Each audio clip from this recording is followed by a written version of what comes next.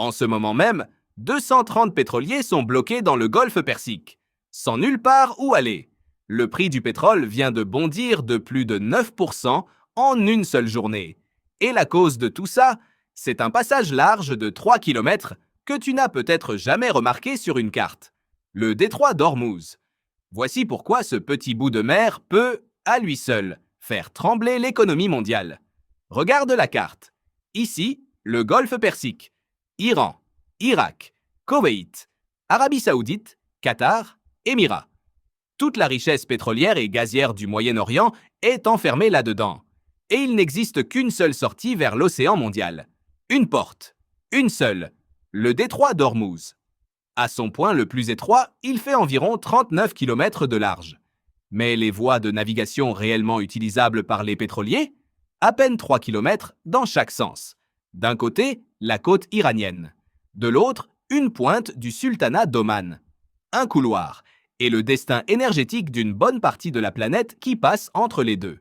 En temps normal, ce couloir transporte environ 20% du pétrole consommé sur Terre, et près d'un quart du gaz naturel liquéfié mondial, en grande partie produit par un seul pays, le Qatar. Le Japon importe environ 80% de son pétrole brut via ce seul détroit. La Corée du Sud, l'Inde, une bonne partie de la Chine. Leur énergie transite, elle aussi, par ce même passage de 3 km. Normalement, entre 18 et 22 pétroliers le traversent chaque jour. Cette semaine, à peine 6 sur une fenêtre de 12 heures. Voici ce qui s'est passé. Après l'effondrement d'un cessez-le-feu entre les États-Unis et l'Iran, des dizaines de frappes ont visé le territoire iranien ce week-end. En réponse, les gardiens de la révolution iranienne ont annoncé la fermeture du détroit.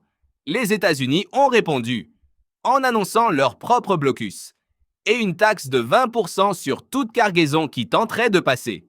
Résultat, plus personne n'ose vraiment traverser. 230 pétroliers chargés, immobilisés, sans destination. Même les rares navires qui osent encore le faire payent le prix fort. Les assureurs maritimes ont multiplié par 10 leurs primes de risque de guerre sur cette zone, en quelques jours seulement. Traverser Ormuz aujourd'hui coûte littéralement plus cher qu'il y a un mois. Ce n'est pas la première fois. Dans les années 1980, pendant la guerre Iran-Irak, les deux pays ont miné et attaqué des pétroliers dans ce même détroit, pendant des mois. On a appelé ça la guerre des tankers. En 2019, un pétrolier britannique a été saisi en pleine mer par les forces iraniennes. À chaque fois, la même leçon, l'Iran n'a jamais eu besoin de gagner une guerre navale. Juste besoin de rendre le passage assez dangereux pour que les assureurs et les compagnies pétrolières refusent d'y envoyer leurs bateaux. Alors pourquoi le reste du monde ne construit pas simplement une autre route? En fait, il a essayé. L'Arabie Saoudite a construit un pipeline est-ouest qui traverse le pays pour éviter le détroit.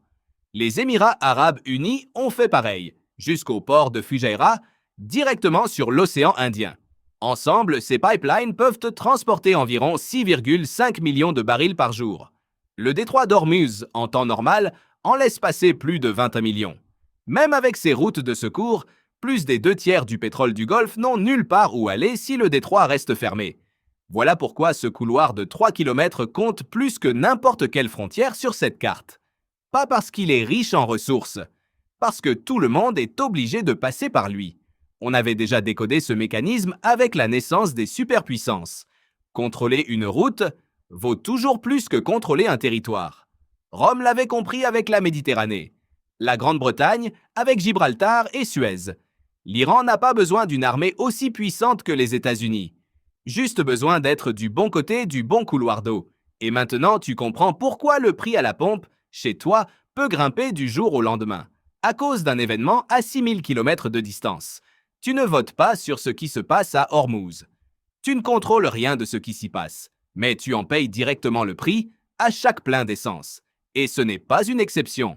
Le détroit de Malacca, le canal de Suez, le Bosphore, la carte du monde entière est truffée de ces points minuscules qui décident du sort de milliards de gens. On ne les remarque jamais, jusqu'au jour où ils se ferment. Abonne-toi à Nexus Décode. La prochaine fois, on décode un autre de ces points sur la carte, celui qui pourrait déclencher le prochain affrontement entre les États-Unis et la Chine. Parce qu'une fois que tu commences à voir les couloirs, plus jamais tu ne regardes une carte du monde de la même façon.